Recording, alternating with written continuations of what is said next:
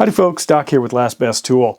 And today I've got an unboxing of a pair of Knipex pliers. Where this started was about a year ago. Adam Savage of Mythbusters fame has tool videos, and one of them is his favorite tools.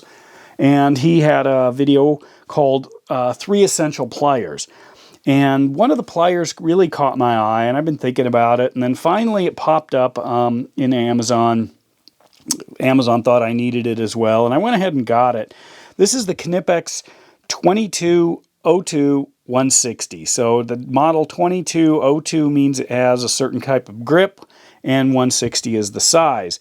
And this is the round nose plier. And what this is, it's also known as a jeweler's plier or a beater's plier. If you look at this, basically it has these two cones that connect up at the top but have a pretty small gap in them, if you look right there. And it's designed for bending wire. And the reason I wanted these is I have just put up a ton of Christmas lights, and I was using wire hangers I was making myself, and I would get the wire and I'd bend it around, and I was using something like this.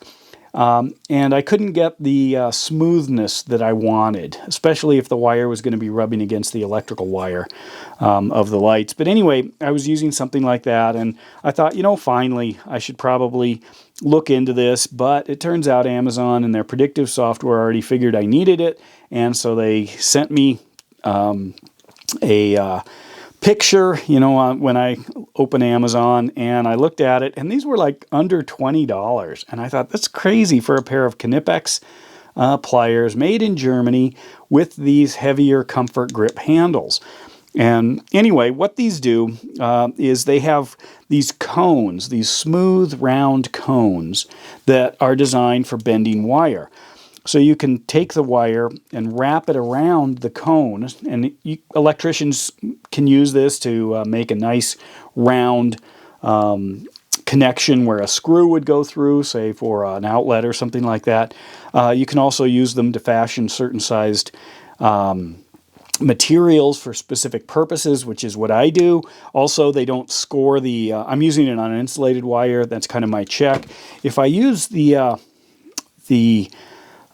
standard kind of, these are Talon grip snap-ons here, but if I use a standard Leatherman or a needle nose plier with a grip, sometimes I can score that insulation, and I don't want to do that. Or I scratch up a nice wire if it's got decorative purposes, whereas these are very smooth. Now, Adam Savage's pliers actually had 6 different radii, he called them, or steps, and these are actually uniform or infinite, if you will, in their shape. So they're not very specific. You know, you don't know exactly what it is, whether it's, 10 millimeters or 2 millimeters or 3 millimeters. It's basically a cone. But it works great for what I'm doing. And if you're needing to spin some wire around, it makes just a beautiful hook compared to if I use something that's a little bit more angular, and grab that. It has a different shape, and you can see there's kind of a hard edge right there. The other thing I've noticed as I use these, I'm learning more about how to curve things, making springs, things like that. I can wrap this around till I hit the end, switch sides, and continue wrapping. If I want to make a nice coil, which really works out well. In this case, I'm making a spiraling coil up to the tip here till I tap it off. So the precision that I can use for bending wire with something like this is pretty neat.